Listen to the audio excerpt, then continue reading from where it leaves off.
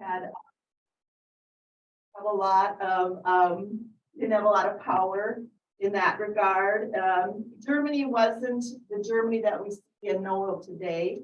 It was a confederation of smaller entities, a lot of different types of entities, like different types of states, like there were dukedoms and princedoms, and under the auspices of the Holy Roman Empire.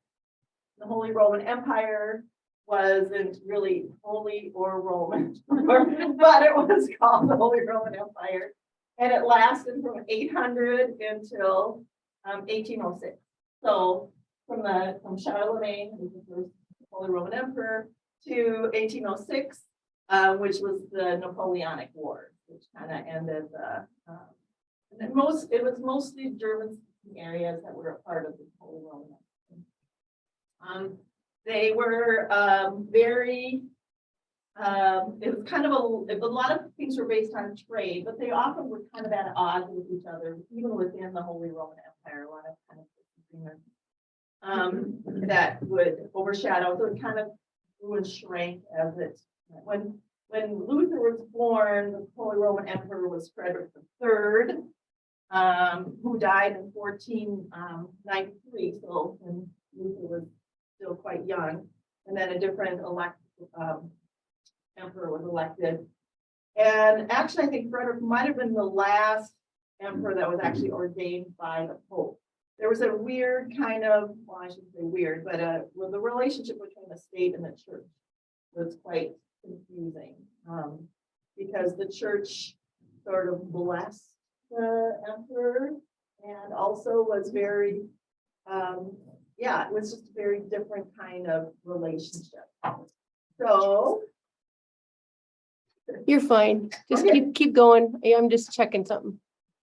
all right, so this is a kind of the world that you're going to. So then, on the other hand, the church had just come off of the Western Schism, where there was a disagreement, and there had been two popes, one in Avignon, France, and the other in Rome, and that ended in about 1417. So 60 years or so before Luther was born, 70 years. So one of the things that was kind of consolidating the power of the Pope was the idea of building sanctuaries, which is extremely expensive. And I think we heard last week in theology about some of the indulgences and the disagreement that Luther had with the idea of raising money by selling these indulgences and amid other kinds of what he saw as power abuses. Pope Leo X happened to be the Pope at that time, and he reigned from 1513 to 1521. And after the 95 Theses were put on the wall in 1517, he was very I don't think he necessarily immediately realized the threat that and kept sending kind of papal emissaries to discuss and argue with Luther. And one of the things that he doubled down on was the right of the Pope to grant indulgence. So that was something that was really, an anathema, what Luther was saying, and the Pope would not budge on that. He felt that it was within his power to create that, and part of that had to do with what he saw as important within the church. Luther was very interested in basing his theology on Scripture, what was in Scripture. So the Pope, however, and the Catholic Church to this day actually still also sees tradition as being important within the church. That tradition also holds, is important for what the church is trying to do. So it's the Scripture, but it's also what is a part of that Catholic tradition. And so he doubled down on that and said, no, I think that I have, as a pope, I can be divinely inspired, make people, pay for getting into heaven. And I don't know if you remember from, last week when they talked about the different sacraments and how you kind of climb up the ladder. Hopefully, by the time you died, you would have your extreme unction and would have done all the things correctly, and then you could get into heaven. But that was one of those, really, one of the things that was kind of held over people's heads, because if you really, if you were excommunicated, you could not get all the way up that ladder. If you were excommunicated, you would no longer be allowed to take communion. You wouldn't be able to have your children baptized, and you were ostracized and kind of pushed out of the church entirely. So when Luther was born, that threat of excommunication was hugely, was a big deal. It was something that was very scary for a lot of people and very, everybody actually, because that meant that you were removed from the presence of God entirely, more or less, because that's what the church said. And people just would have to believe that. So when Luther was born, he was born into kind of his father was a leased copper mines and he was born in Eisleben, and they moved to Mansfeld, which was part of the which is now in Saxony-Anhalt, which is a state in Germany. So it's very allied with the Saxons, and that, by the way, is also interesting. There's a long history within Germany. There are a lot of different groups. And the Saxons were definitely in that area, and these different ruling families, the Mansfeld family, really had a small kind of holding within this bigger county. And his father became a city councilor at one point, and so they were sort of what you would maybe see of as kind of middle class-ish, not a part of the nobility, but also not a or peasant kind of person, more kind of in the middle a little bit. He was able to go to school, which is a big deal. That's one thing that the church also had control over. Was most of education. All universities were part of the church. The church ran most hospitals, universities, that was all under the auspices of the church. The state did support the church, so some of the mandates that the church would make, the state would have to enforce. So, which meant that if, for example, someone was outlawed, then it was up to the state to enforce that. So the church could excommunicate or outlaw somebody, and then the state would have to kind of step in and do the dirty work. Okay, so that was also kind of part of it. Where most of you are maybe familiar of Luther being, he was educated in some lower, like in Eisenach, and he also went to school earlier in in Magdeburg, actually. In Magdeburg and Eisenach, and then he went on to the University of Erfurt. He was supposed to be a lawyer, he didn't like that. He wanted to study philosophy. He just planned his parents because they wanted his dad, especially wanted him to be a lawyer. And you may be familiar with his conversion kind of experience out traveling, having gone home for a weekend, coming back, and being caught in a thunderstorm where there was a lot of lightning. And a lot of people have heard the story of his prayer to be saved, and then promises to be a monk, which he followed through on. So in going to school and to university at that time, then they were teaching people, right? So you were saying, if we had imagined, like normal kind of. Well, for sure, the girl, sorry, you would not learn how to read. Boys maybe did for a little bit, but generally not very much. And for somebody like Luther coming from the class that he was in, for one thing, they it was kind of expensive, and so some people, if you were needed in by your family, you might not have gone to school. And, not, the literacy rate was really low, even with boys, even young men. Luther was able to go to school. He had, brothers, lots of brothers and sisters, and I'm not sure how many. But for one thing, children died fairly often in, those days, and so it kind of depended on what you read. He was close to one of his brothers.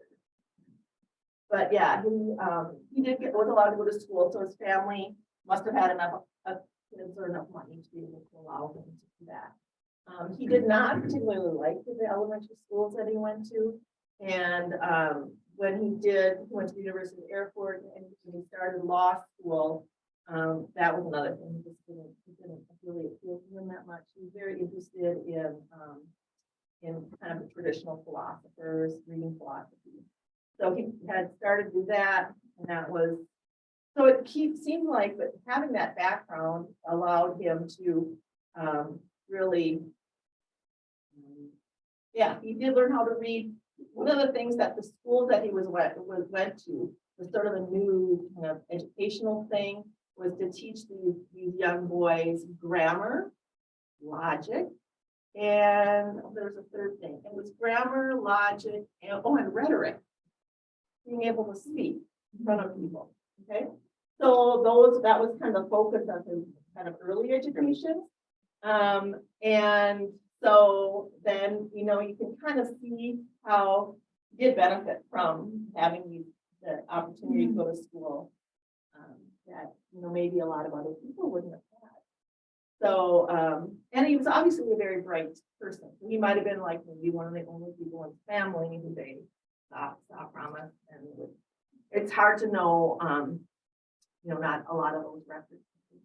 Yeah, other than that, he had some close ties.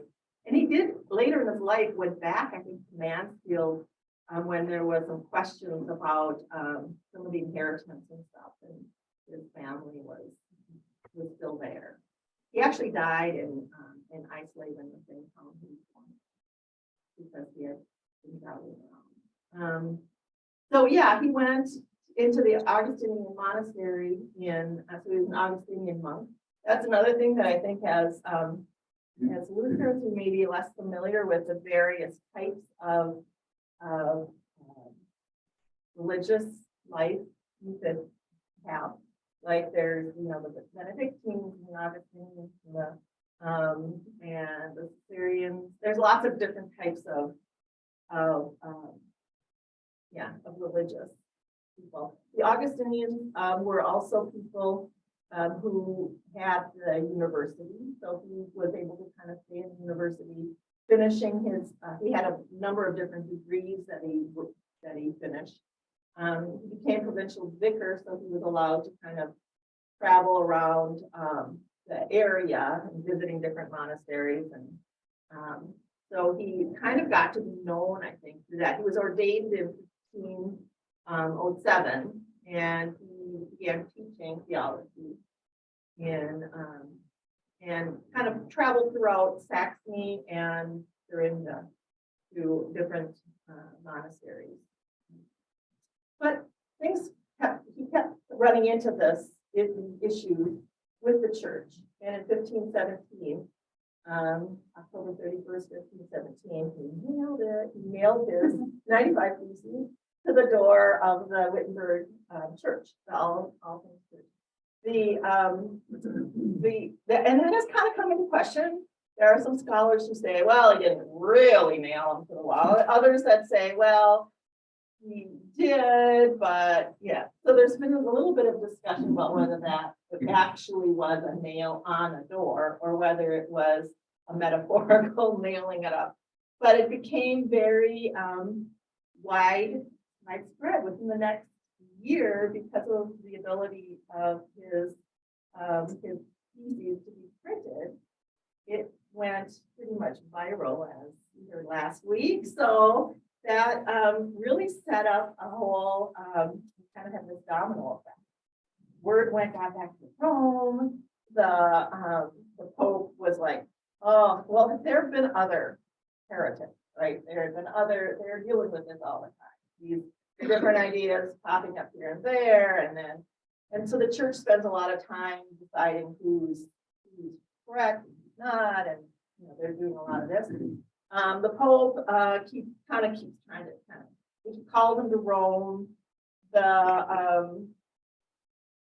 He has this friend who happened to be the elector from Saxony, Frederick, who is his protector, winds up being his protector, in that Frederick convinces the Pope that he should have him appear, you know, he was being called, you know, that he should appear at the imperial diet in Augsburg instead of going all the way down to Rome. That would be good enough, just to have him appear in Augsburg, and that since the state is charged with also some of these decisions, that if he comes to the imperial diet in Augsburg, that should suffice. So he does.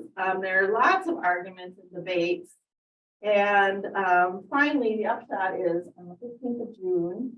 In 1520, Luther is excommunicated by papal bull.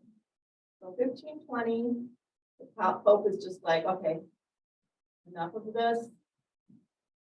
I can nip this in the bud very easily by just, you know, excommunicating him. Because what that would mean would be that all of us normal people out there would realize then that, okay, this guy is not somebody we should be listening. So that is one of those moments kind of in history. So Luther, I'm sure, felt very, he was very forward thinking and progressive, but also a person of his time. I'll talk a little bit about that in a minute, but I'm sure that was very difficult for him. But he was also then called before the Diet of Worms, which is what we've heard of, where he really declares that he will not recant. He's given the opportunity after being excommunicated, because that's a very heavy cost. You have the opportunity to recant your heresy. And of course, you know that he refused to recant. He took a day to think it over, actually. They told him, okay, this is what you have to do. You'll have to recant all your writing. And by the way, by then the Pope had already banned any sale or printing of his 95 feet by that time. So there was like book banning. Another example of it. But anyway, so he was told that he could recant. And he thought it over for a day and said, I base what I see on scripture. And this is what is there. This is what it's saying. I can't recant. So he was declared an outlaw, which means that anybody can murder him at any time without any penalty. So any of the, you know, or people, just regular anybody, you know, who basically now he's been kicked out of the church, and he's been basically kicked out of life because anybody can kill him. So his protectors, there are those who realize this is kind of an opportunity. There are those, it's a political thing. This is something that could be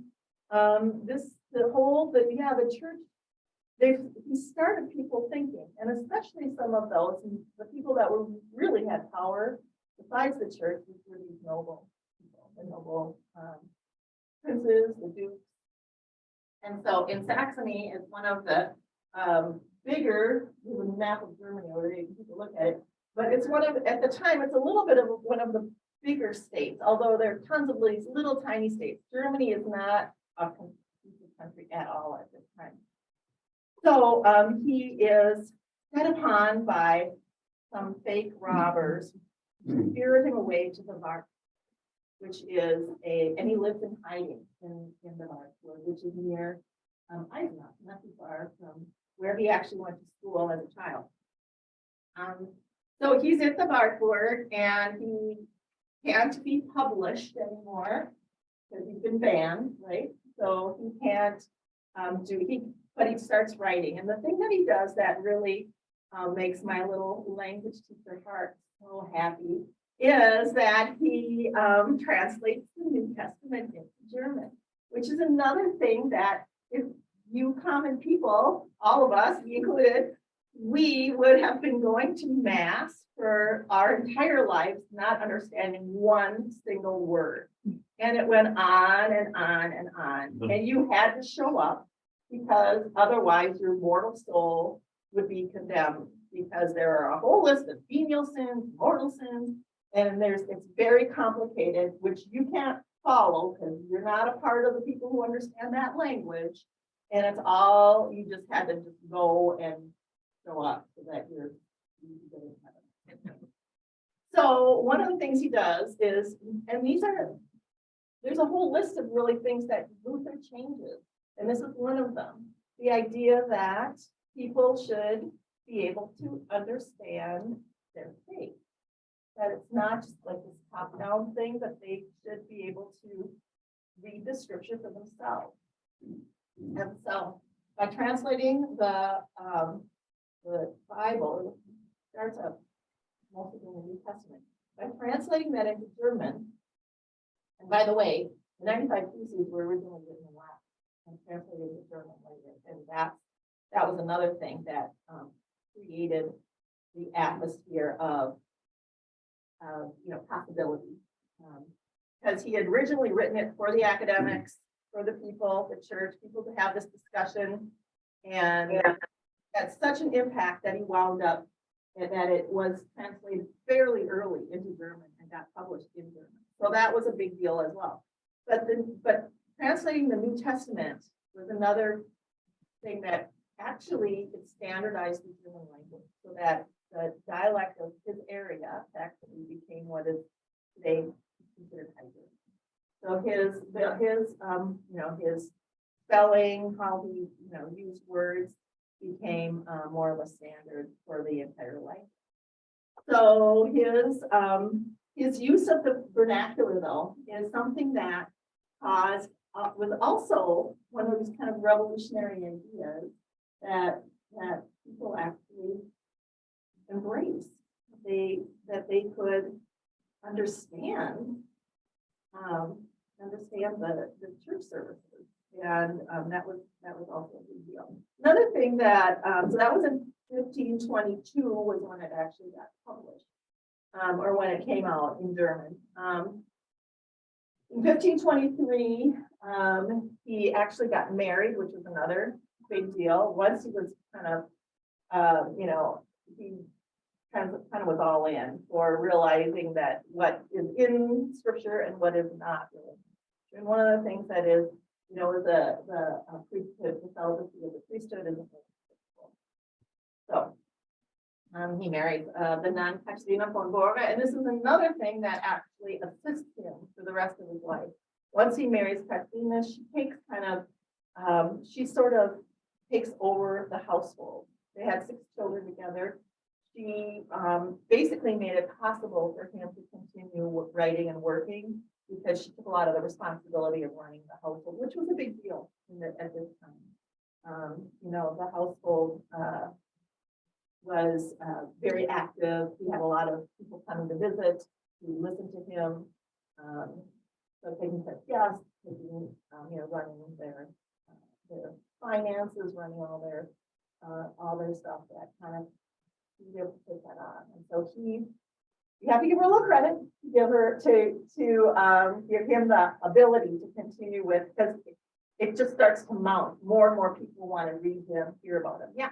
In that time period, was that unusual for the woman to be the head of the household in that way? Actually, interestingly enough, that was the one area of sphere that women had some power because they had the key.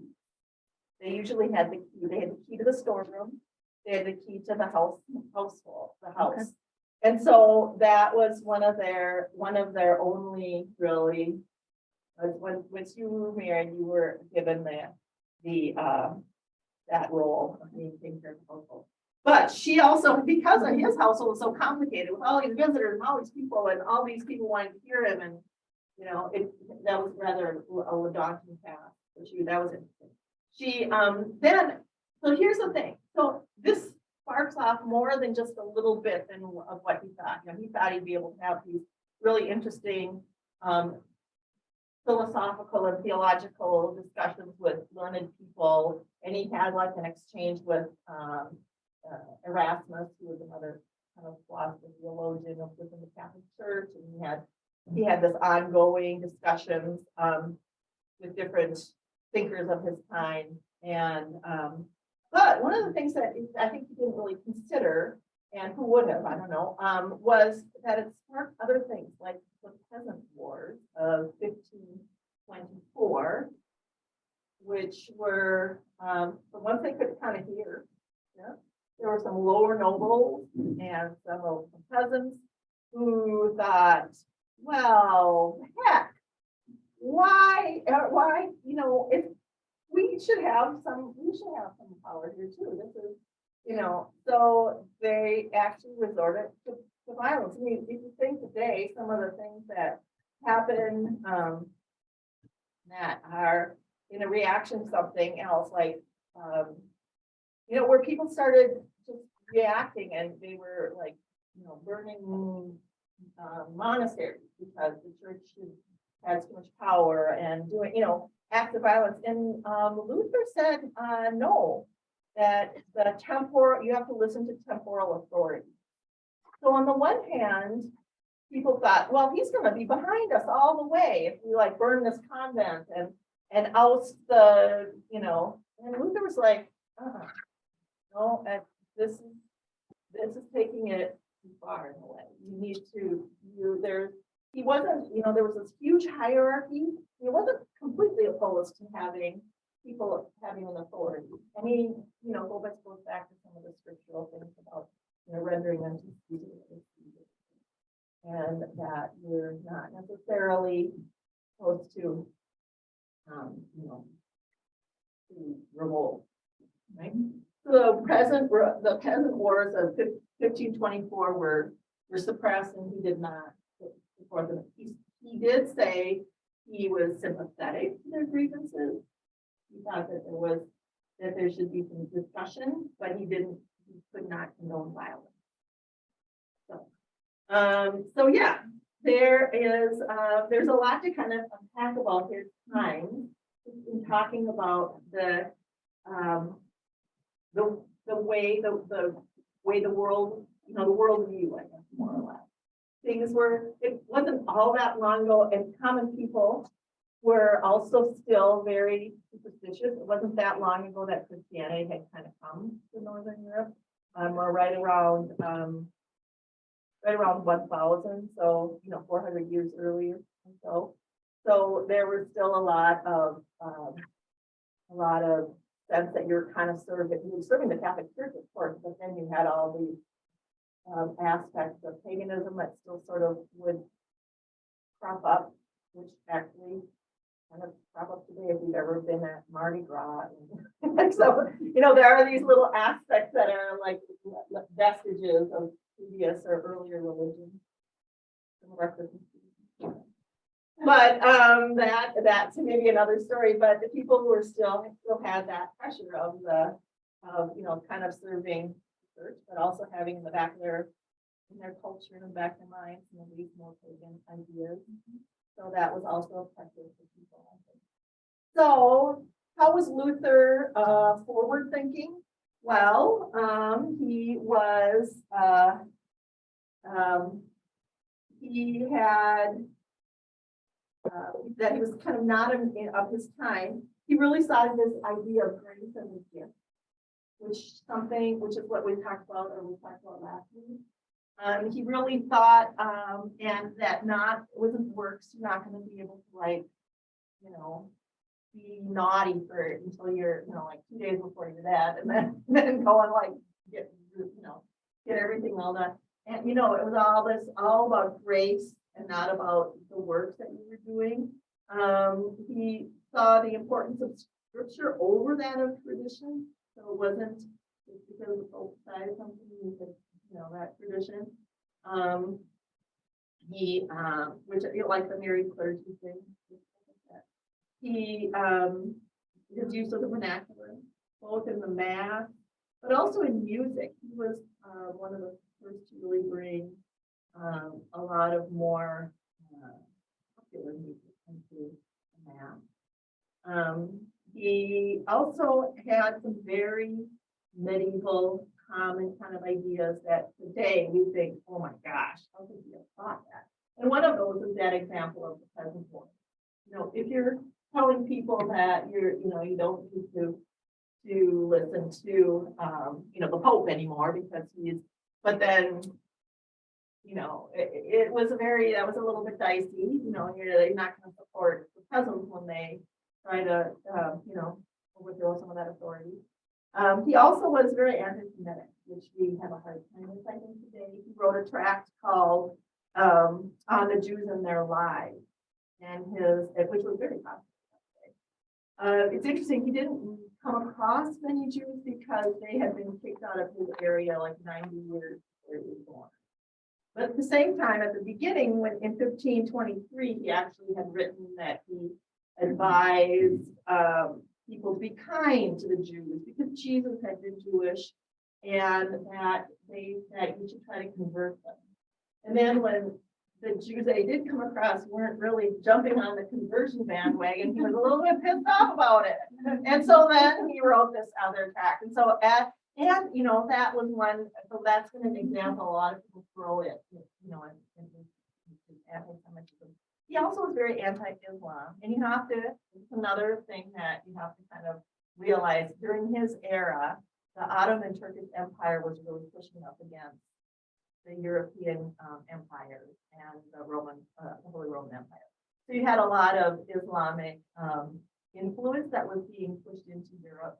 And he actually read the Quran. He was not opposed to it being published or people reading the Quran because he felt like the Bible would supersede it. People would see immediately that this wasn't valid. But he did write, he wrote, and he thought of the Turks and the Ottoman Empire as being a scourge to bring Christianity more, kind of unify it and bring it more, kind of punish it for being wayward. He wrote a treatise called On War with the Turks. So that was his kind of thing, so anti-Islam. He also made mistakes. He made the mistake of giving bad advice to a nobleman who wanted to marry a second time. He already had a wife. He wanted another. And Luther said that divorce is worse than bigamy. So the guy married somebody, and everybody now says that was really bad advice. So this guy had 2 wives, and one of the Hohenzollern. They were these really powerful families, and you have to understand that too. The Habsburgs, Hohenzollern, there was one from your area, anyway, there's a lot of different, very powerful families. It was one of those families. He also had some very ill. He was very ill at the end of his life, where he wound up being rather short because he had tendonitis. He had some very bothersome ear issues later in his life. He had a syndrome that would cause his ears to really, and he wound up having other like kidney stones and just having issues health-wise, and he tended to be more harsh, and his wife would try to kind of calm him down a bit, but he would and some of his hearts would fly later. And then in 1546, he died back in old town from now that had kind of festered. But he died in February and had it was kind of a stroke, but also he had been having hard chest pain. So that's all I got for you. What do you think? And what would you what kind of questions do you have? I can tend to be a fast talker, so. Sorry if you're trying to hold on. Yeah, I don't know. I just have, I guess it would be a comment on the next meeting, and this is actually in my connection to students and touring churches there and talking to the in-laws. That one of the things that was so negative about the next meeting is that the spirit of it was then we lost the meeting. We were a couple of these Catholics that were next to the Yeah, they could, support your business. so- right, I mean, that would be a sin for them. You know, once you're excommunicated, you're really. And that is why some, Yeah. few of the Swedish. Oh, Mm. And the other question was, did the Catholic Church burn Gandhi? Yeah. That was it was in, early 1400s, I can't remember the exact date, but it was during the Council of Constance in southern Germany. They had, and that was another one that, you know, he had different, but he had started a movement that was known as the Hussites. They, out of what is now the Czech Republic. And he had their followers into Luther. And so was really, and his, but there was no, there was no way for him to get any of his criticism of the third house. He was deemed a heretic and then, burned.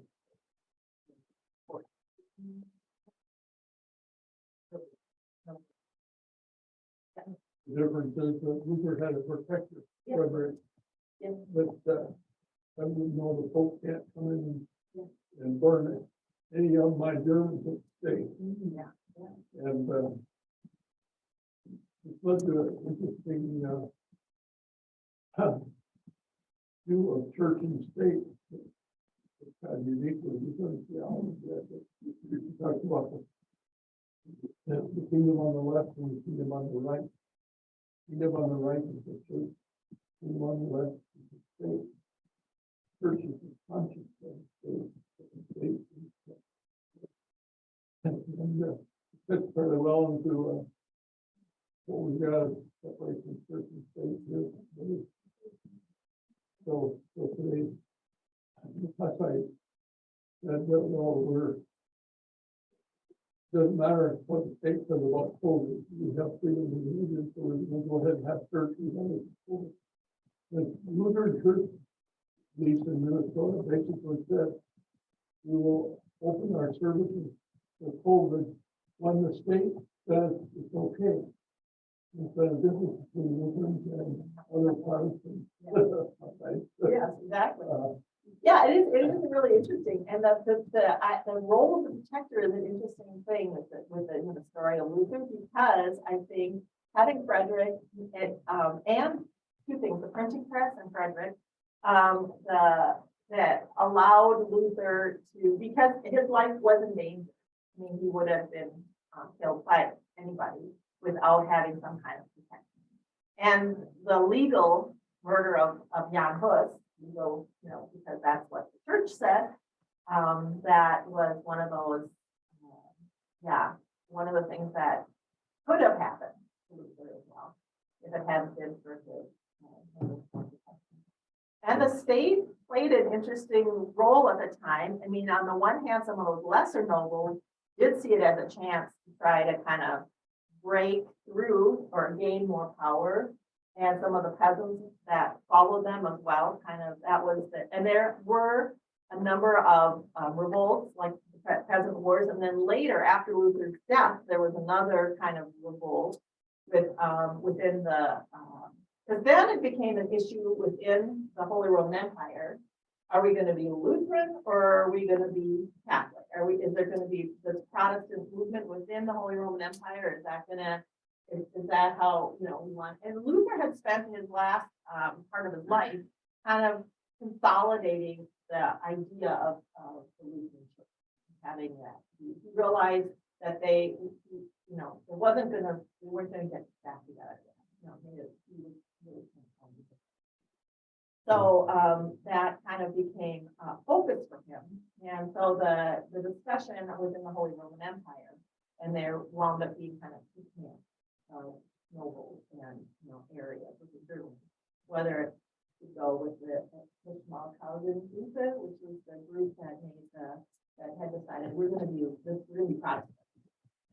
that was one.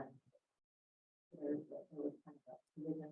And within Germany today, there's still, the national church is Lutheran or Protestant, Evangelisch, but the Catholics still have very strong presence throughout Germany. So there's still some of that. First of all, now it's not.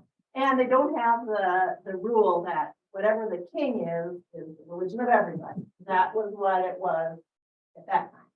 So if your king or your prince or your duke happened to be Lutheran or Protestant, you were Protestant. If they were Catholic, you were Catholic, and you didn't have a choice. Then if they change, Yeah, exactly. You got to change. It looks like there's a hand up. Oh, yeah. And in Germany, the church is not separate from the state. Right? No. That's the church, you pay church tax. Once you're baptized, you're member of the church, you church pay church tax, and you can choose later in life if you want to stop paying tax. The same. But it's all the passes are paid by an adult. Yeah, there's some questions a little further. Yeah. Becky, can you scroll that? Those were actually to the Zoom group. No, but Becky Peck had a couple. Oh, Becky had something. Yes, hi. Two questions. First, when Luther was traveling around speaking at the monasteries, did that look like college, sort of like what we're doing now, or was it more in like a church type atmosphere as preaching? At the time, he was kind of working as a vicar, as an administrator, so he was kind of going around and checking on them. And I think that the thing that was important at that point in his life was before he had done his 95 theses, it was still kind of while he was forming. But because he was traveling around, he became like a known person to these different monasteries. You know, he became, and within, it's a fairly small area, Saxony and Thuringia. So there's two kind of parts of Germany there. Today, present day Germany. So he kind of became known as that, and he was, yeah. So I think that once people knew his name, and in these different monasteries, he was primarily only visiting the Augustine, a monk from that particular branch. So he was kind of checking in with them, and did that. It was fairly early, but I think partly then he also came more into contact with some of the indulgent scholars and things like that were kind of out roaming around, and gave him a chance to kind of see a little bit more about what was going on around in the area where he was. Did you have a second question? I do, thank you. I just wondered what do we know about his wife other than that she was a nun, and probably they crossed paths that way, just if you had any background on her. Well, she was a part of a smaller, a small convent, and was not an Augustinian nun. I don't even know if I guess they're not. She was part of a little bit of a different branch, but her group of nuns all kind of left, and there was a group that kind of joined in, and I'm not sure if Luther was all initially thinking, "Oh, I'm going to get married." She was somebody who was obviously a very capable person. She came from kind of a lesser noble family and was given to the convent at the age of 5. So she had grown up as a nun, and was, which was not uncommon if you had extra children. It was, and which would be unusual because a lot of children died. But one of the things that you could do to ensure your future would be to have a child become a priest or a nun, and that was another good way of stepping up the little ladder of sacraments and good deeds. But at 9, she became, she was sent to this particular abbey, where she was, still living later. She was 26 when they got married. I think Luther was in maybe 40, around 40 when they got married. So she was significantly younger than him, but obviously not. Obviously she could read, for example. And that was one of the pluses for all you women, that some women it really appealed to them to become nuns, because if you wanted to be educated, that was what was one way, and maybe the only way for girls. Some people who were gonna be, high nobility, girls who would have to become. And marriage wasn't, at the time, wasn't always out of love or whatever, it was often a political move, especially for the nobility. But she was somebody who had been taught to read and write and could do math and things like that. So that was also, valuable, I think, for Luther in his, once he got to be into his 40s and was somebody who was very well-known and very had been and was thought out as a lecturer, as somebody he would go around preaching. I think you asked about that. And that's when he actually did participate in, services and was preaching, doing things like that. So, so she became very, I think very important to him. Both because, they obviously had affection for each other, but also because he was able to run his household. Thank you. Part of the story is that there were this group of nuns that escaped. Yeah. And Luther helped them all get married off. Yeah, And Katie was the last one. that is the story that I did. Yeah. And she was fussy. Yeah. Well, because she was, I think, super smart, right? I mean, I do think she was she was one of the years that, yeah, good for him for taking her on. He said, this is a quote that he said, his marriage would please his father, rile up the Pope, cause the angels to laugh and the devils to weep. That's what he said about marrying Catalina. Catalina von Bora, she's a very interesting person. We don't know a lot about her life before, other than that she was in this convent, and that with these, I think there were 9 other nuns that stayed with her, that decided that she was very, she believed in what Luther was talking about. I mean, she was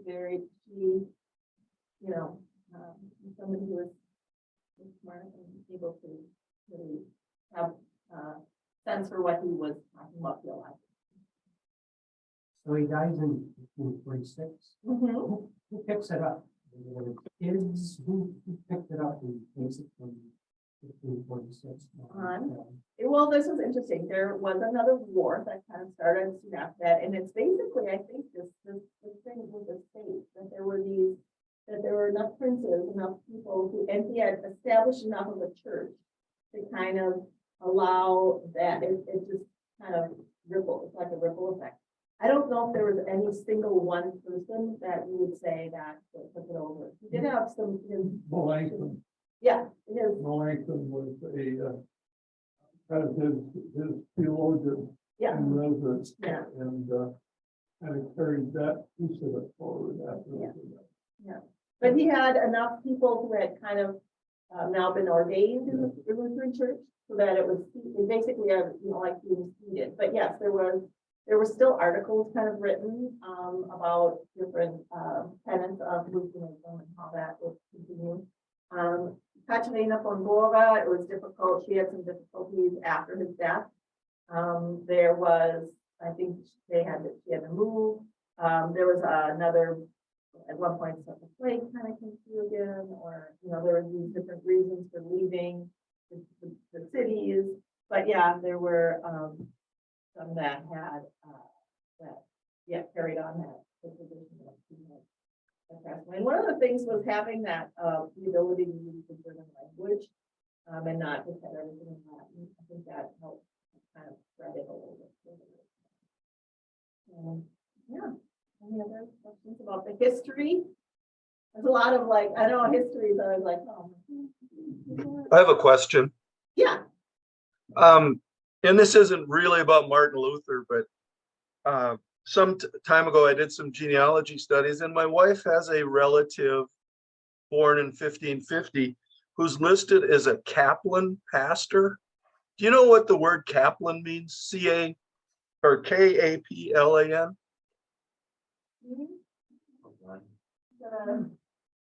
Check it out and see. Okay, so Lutheranism is one kind of aspect of Protestantism. It was interesting reading about Luther and his bad advice to the nobleman who wanted. Oh, like a chaplain? Oh, yeah. He was a chaplain, so he'd work with the sick or the hospital. I wonder, that wouldn't associate necessarily with either Lutheran or Catholic. Probably, if it was in a hospital, in a hospital would probably have been, he probably would have been Catholic. But Catholic. if he had descendants, then he wouldn't have been Catholic. So, Okay, but on the other hand, yes, yeah, so. all right, thank you. Yeah, no problem. That it reminded me of some of the other reformers. So Luther is maybe the main, and he kicks off this big reform. I mean, Jan Hus, we talked about, was an earlier person who looked at the church and said, wait a minute, this is not what I'm reading. And there are lots of points of discussion. And so you get things like Calvin and even like Henry VIII, who only really wanted to leave the Catholic Church because he wanted to get married. So when I read about Luther, and it's all like, oh, yeah, it reminded me of Henry VIII, who also left the Catholic Church because for his own selfish reasons, but wound up, being the founder of a whole branch of Protestantism. So it's an interesting time period. If you ever get a chance to read more about it, it's a very different world than what we're used to. It's a very different way of seeing the world and seeing yourself within the world and understanding God or what God has to say about creation and about human beings.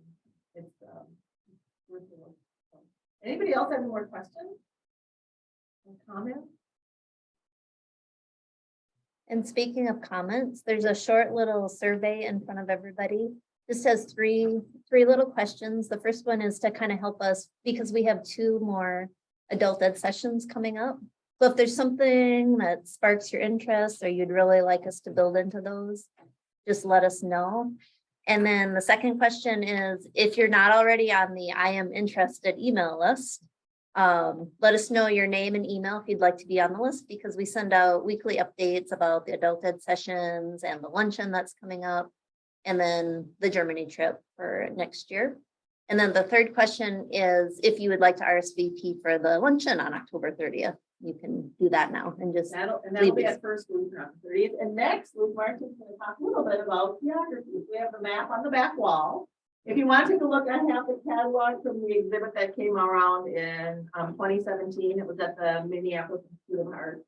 And this is the catalog from that exhibit, so you can see some of the actual artifacts from this era of history. So if you want to take a look at that, and we still might have a little bit of Kuchen left if you want to grab another piece of that. And if you have any further questions, feel free to ask them. Thank you, Lisa. Thank you very much. Hope it didn't get too Wonderful. long with it and boring. There you go. I have like Thank you. 5 pages of notes, so.